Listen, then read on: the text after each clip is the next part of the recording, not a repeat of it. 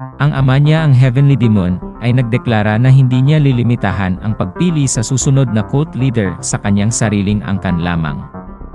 At ang anunsyong ito ay nagdahilan ng kaguluhan sa kulto nila. Ang ibig sabihin lang nito ay kahit sino ay pwedeng maging Heavenly Demon basta't sila ang pinakamalakas. Ang ama niya ay seryoso sa kanyang anunsyo, at naglunsad pa nga ito ng New Demon Skirmish, na kung saan maglalaban-laban ang mga magiging bagong henerasyong leader ng kulto. Ang mananalo sa labanang ito ay magkakaroon ng pagkakataon na hamunin ang isa sa dalawang prinsipe na anak ng Heavenly Demon. Kung sino man ang manalo sa labang iyon, ay magkakaroon ng isang kahilingan na tutuparin naman ng Heavenly Demon. Napakaangas naman ng kalaban ng ating bida, at sinabi nitong habang maaga pa, ay sumuko na lang siya. Napapatingin na lang siya dito, at bigla niyang naalala, na sa mga panahon na yon ay nagalit ang ating bida dahil siya ang piniling maging kalaban nito dahil ang akala nito, ay mas magiging madali siyang katunggali kaysa sa kanyang nakakatandang kapatid. Pero kung aalalahanin, pinili lamang siya nito dahil sa ibang rason. Sinuhulan nito ang tagapagluto nila na haluan ang kanyang mga pagkain ng energy dispersing poison para hindi niya magamit ang kanyang energy pansamantala. Natalo siya dahil sa dirty trick na yon. Sinabi naman niya ang nangyari sa kanyang ama, pero wala itong sinabi kahit na anuman. Ngunit tinignan lamang siya nito sa kanyang mata, at para bang sinisisi pa siya, at bakit siya nahulog sa ganitong klaseng panlilinlang. Matapos ang kanilang labanan, ginawa niya ang lahat na nagdahilan na malampasan niya ang kanyang limit para bumawi sa kanyang pagkatalo, at dahil sa sunod-sunod na pagkakamali niya, ay unti-unti siyang nawawala ng pagkakataon na maging tagapagmana.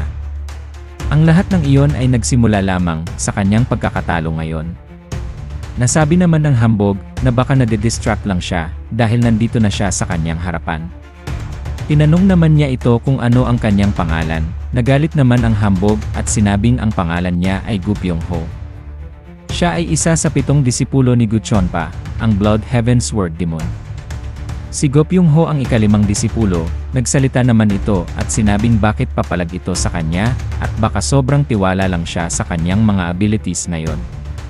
Napaisip naman siya at hindi niya ito makumpirma noon pero parang alam na niya na ang mga mata ng kanyang ama ay natuklasan na ang ating bida ay napoison ng energy dispersing poison. Nag-obserba ito sa kanya kung paano niya lulusutan ang ganitong sitwasyon. Pero ngayon dahil galing siya sa future, alam na niya ang mangyayari. Matatalo niya agad itong si Gu Pyong-ho na kahit na isang galaw lang at hindi ginagamit ang kanyang inner energy. Pero ayaw pa niyang ipakita ang kanyang tunay na kapangyarihan ngayon at pansamantalang itatago muna. Bigla naman siyang sumigaw at sinabing sa lahat ng mga hero na nanonood ngayon ay lalabanan niya si Gu Pyong-ho na hindi ginagamit ang kanyang inner energy. Nagulat naman ang mga manonood, pati na din si Gu Pyong-ho. At dahil dito sa kanyang mga sinabi ay napabilib ang mga tao at tinawag pa siyang unrivaled swordsman. Nagalit naman si Gu Pyong-ho at pinagbigyan ang ating bida. Ngayon siya din ay hindi gagamit ng inner energy sa kanilang laban. Ngunit hindi naman nasiyahan ang mga tao dito dahil kung hindi sila gagamit ng kanilang mga inner energy ay magiging boring lang ang laban. Inis na inis naman si Gu Pyong-ho at pinaalalahanan ang ika-2 prinsipe na kahit hindi niya gamitin ang kanyang inner energy ay walang mata ang kanyang espada at puputulin nito ang kahit anumang matamaan. Naninibago naman siya sa kanyang batang katawan ngayon, at nagtataka kung kaya pa ba niyang gumalaw ng naayon sa kanyang gusto. Pinapabunot naman nito ang kanyang espada, pero sabi naman ng ating bida, ay parang hindi na niya kailangan ng espada para lang sa labang ito. Tinutukso naman si Gu Pyong-ho ng mga nanonood, at sinasabing minamaliit siya ng ika-2 prinsipe. Napagdesisyonan naman nitong hindi niya papatayin ang ika-2 prinsipe, dahil siya ang anak ng cult leader. Pero ang kapalit nito ay kukunin niya ang kanyang kamay. Madali naman niyang naiwasan ang unang pag-atake ni Gu Pyong-ho, at napaisip siyang ang kanyang katawan ngayon ay mas mabilis pa kaysa sa kanyang inaakala. Patuloy pa din ang pag-atake ni Gu Pyong-ho, at binigwasan na naman niya ito ng napakalakas. Ngunit iniwasan lang siya nito gamit ang pagtambling patalikod. Mabilis naman ang pagtibok ng kanyang puso, dahil sa sobrang kapangyarihan na kanyang nadarama sa ganitong edad. Umulit na naman ito ng pag-atake at naiinis dahil napapangiti ito sa kanya na parabang minamaliit siya. Sinabayan niya ito sa kanyang pag-atake, at siniko ang dibdib nito, at naramdaman naman nito ang pagtama. Kaya't si Gopyung-ho ay napayuko, ngunit ang hindi niya alam ay sasalubong sa kanyang mukha ang kamao ng ikalawang prinsipe. In-uppercut naman niya ito ng napakalakas, na nagdahilan ng pagtalsik ng mga dugo ni Gopyung-ho. Hinawakan nito ang kanyang damit at hinila pabalik para pagsusuntukin muli, at wala siyang tigil hanggang sa magsuka ito ng dugo. Binitawan naman niya agad ito, at hinawakan ang braso ni Gopyung-ho. Habang mahigpit ang pagkahawak niya sa kanang braso nito, ay napatanong ang ikalawang prinsipe kung ito ba ang ginamit niya sa pag-poison sa kanya. Napapaluhan na lang ito habang nakatingin sa kanya. Binali nito ang kanyang braso gamit ang kanyang tuhod, at napasigaw naman sa sakit si Gopyung-ho. Ngunit wala namang nararamdaman ang ating bida kahit na nagsisisigaw pa ito.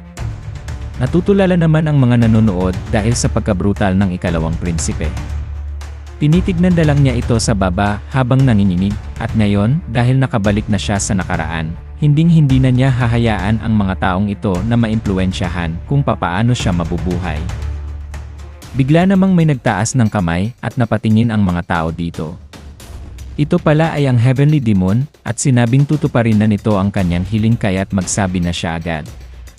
Habang nakatayo at nasa harapan niya ang talunan na si Gopyung-ho, ay napaisip siyang kadalasan ang nire-request ng mga tao ay isang artisan sword o kaya ay secret martial arts manual, at sa tingin niya ito ang inaabangan ng mga tao.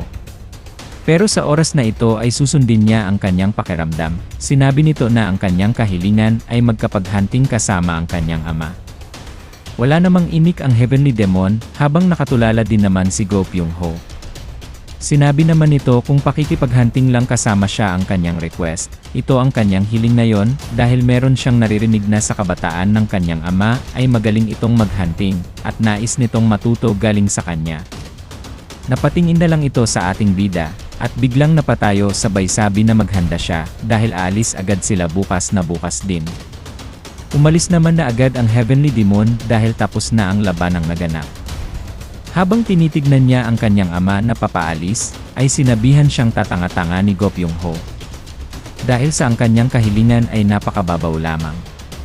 Tinanong naman niya uli ito kung ano ang kanyang pangalan, kaya't inis na naman agad ito at gusto niyang patayin ang ikalawang prinsipe. Ngayong nakabalik na siya sa nakaraan, ay hindi na siya interesado sa mga napakawalang kwentang mga buhay ng mga taong ito. Sa kanyang kwarto naman, habang tinitignan niya ang kanyang sarili sa salamin, ay talagang batang-bata na siya ngayon. Hindi gaya noong matanda na ang kanyang mukha, naisip niya si Wamog at kung ano ang kanyang ginagawa sa mga oras na ito. Kung mahahanap lang niya agad ito at mapapatay niya, na hindi pa ito masyadong malakas ay mareresolba niya agad ang kanyang mga problema. Pero ang problema lang ay mahirap itong mahanap. Bigla itong nagpakita sa Jeonghu na parabang nahulog galing sa kalangitan. Matapos nitong patayin ang tatlong pinakamalalakas na mga cult leaders, ay nagtago ito sa paningin ng mundo kaya't walang masyadong impormasyon patungkol sa kanya. Pero pag sinubukan naman niya na hanapin si Wamog, gamit ang kanyang pangalan, ay siguradong magiging delikado ang kalagayan niya. Sa huli, ang pinaka-priority pa rin niya ay maging mas malakas pa kaysa kay Wamog. Habang nag-iisip siya ay narinig nito na may tumawag sa kanya, pinupuri siya nito sa naging laban niya. Nagulat naman siya at tinawag ang pangalan ng taong ito na si Lian. Siya si Lian ang bodyguard ng ikalawang prinsipe na medyo chubby. Dati pa lang ay kasakasama na niya si Lian, at hindi niya alam noon na kaya tumaba lang si Lian dahil sa klase ng martial arts na kanyang natutunan, at ito ay para sa kapakanan ng ikalawang prinsipe. Ang body petrification technique, ang sinumang gagamit nito ay magkakaroon ng katawan na sintigas ng bato ng pansamantala. Ang teknik na ito ay sikreto lamang sa ilang mga tao at ito ay tinuro kay Lian. Ang isang depekto lang ng teknik na ito ay masyado nitong napapalaki ang katawan ng gumagamit nito. Ginawang panangga ni Lian ang kanyang sarili sa sword aura na ginamit na pag-atake ni Wamog patungo sa kanya. At nabubuhay lamang ang ating bida dahil sa kanyang bodyguard na si Lian. Napapatanong naman ito kung bakit siya tinitignan nito ng husto. Napapangiti na lang siya dahil napakaganda pala ng boses ni Lian, na handang-handa itong isakripisyo ang kanyang buhay, at ang tingin niya lang dito ay simpleng bodyguard lang. Binabaliwala niya lang ito dati, pero ngayon ay mas malaki pala ito, hindi gaya ng kanyang naalala, at wala namang kaalam-alam si Lian sa pinag-iisip ng ikalawang prinsipe.